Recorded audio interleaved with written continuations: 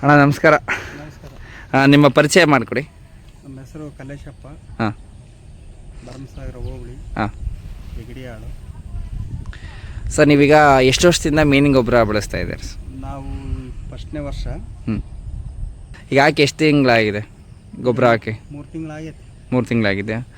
ಯಾವ ಥರ ಇದೆ ಇದು? ನೀವು ಮೀನಿನ ಗೊಬ್ಬರ ಬಳಸಿದ ಮೇಲೆ ನಿಮ್ಮ ಗಿಡ ಯಾವ ಥರ? ಗೊಬ್ಬರ ಹಾಕಿದ ಮೇಲೆ ಚೇಂಜ್ ಆಗಿದೆ ಗಿಡ ನಮ್ಮದು. ಹಾಂ ಹಾಂ ಹಾಂ. ಫಸಲು ಎಲ್ಲ ಇದಾಗಿದೆ. ರಿಸಲ್ಟು ಬರ್ಬೋದು ಈ ಸರಿ.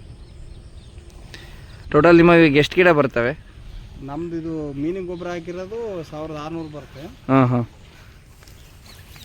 ಒಂದೊಂದು ಗಿಡಕ್ಕೆ ಎಷ್ಟೆಷ್ಟು ಕೆ ಜಿ ಬಳಸಿದ್ರಿ? 3 kg. 3 kg ಬಳಸಿದ್ರಾ? ಸರ್ ನೀವೀಗ ಗೊಬ್ಬರ ಬಳಸೋಕ್ಕಿಂತ ಮುಂಚೆ ಗಿಡ ಯಾವ ಥರ ಇದ್ದರೆ ಇವಾಗ ಯಾವ ಥರ ಇದ್ದಾವೆ ಅಂತೇಳಿ? ಗಿಡ ಗೊಬ್ಬರ ಬಳಸೋಕ್ಕೂ ಮುಂಚೆ ಏನು ಚೆನ್ನಾಗಿ ಅಷ್ಟೇನು ಇದ್ದಿದ್ದಿಲ್ಲ. ಓಕೆ. ಇದನ್ನು ಹಾಕಿದ ಮೇಲೆ ಒಂದು ಸ್ವಲ್ಪ ಇಂಪ್ರೂವ್ಮೆಂಟ್ ಆಗಿ ಹಾಂ ಹಾಂ ಈಲ್ಡು ಚೆನ್ನಾಗಿ ಕಾಣುತ್ತೆ ಈ ವರ್ಷ. ಹೌದಾ? ಸರಿ.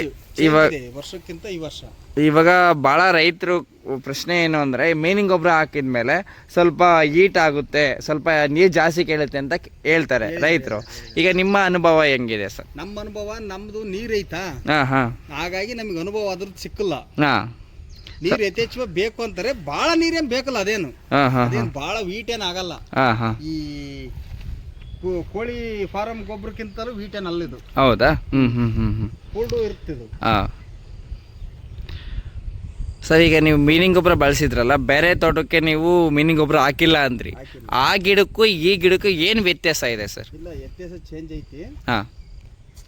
ಮೀನಿನ ಗೊಬ್ಬರ ಹಾಕಿರೋದೇ ಚೆನ್ನಾಗಿ ಕಾಣ್ತೈತಿ. ಸರ್ ಈಗ ನೀವು ಆಗಿನ ಫಸ್ಲಿಗೂ ಅಂದರೆ ನೀವು ಹೋದ ವರ್ಷ ಕಂಡಿರೋ ಫಸ್ಲಿಗೂ ಈ ಮೀನಿನ ಗೊಬ್ಬರ ಹಾಕಿರೋ ಫಸ್ಲಿಗೂ ಏನೇನು ಡಿಫ್ರೆಂಟ್ ಅಂತ ಅನಿಸ್ತಾ ಇದೆ ಸರ್? ಈ ಫಸ್ಲಿ ಯಾವ ಥರ ಇದೆ ಸರ್ ಈ ವರ್ಷ? ಈ ವರ್ಷ ಹೋದ ವರ್ಷಕ್ಕಿಂತಲೂ ಚೆನ್ನಾಗೈತಿ ಈ ವರ್ಷ. ಹಾಂ ಹಾಂ ಹಾಂ. ಯಾಕಂದ್ರೆ ಇಲ್ಲಿ ಇದನ್ನ ನೋಡೇ ಗೊತ್ತಾಗ್ಬಿಡುತ್ತೆ ವಾತಾವರಣ. ಈಗ ಇನ್ನೇ ನೆಕ್ಸ್ಟ್ ಆಗಸ್ಟ್, ಜೂನ್, ಜುಲೈ, ಜನವರಿ, ಫೆಬ್ರವರಿಗೆ ರಿಸಲ್ಟ್ ಫುಲ್ ಗೊತ್ತಾಗ್ಬಿಡುತ್ತೆ. ಹೌದು ಸರ್. ಈಗ ಅಷ್ಟು ಗೊತ್ತಾಗಲ್ಲ. ಅಂದ್ರೆ ಇಲ್ಲಿ ನಮ್ಮ ಅನುಭವಕ್ಕೆ ನಮಗೆ ಸ್ವಲ್ಪ ಉತ್ತಮನೇ ಅನಿಸ್ತತಿ.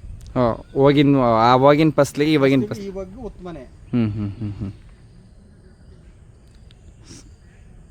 ಸರಿ ಸರ್, ತುಂಬ ಧನ್ಯವಾದಗಳು.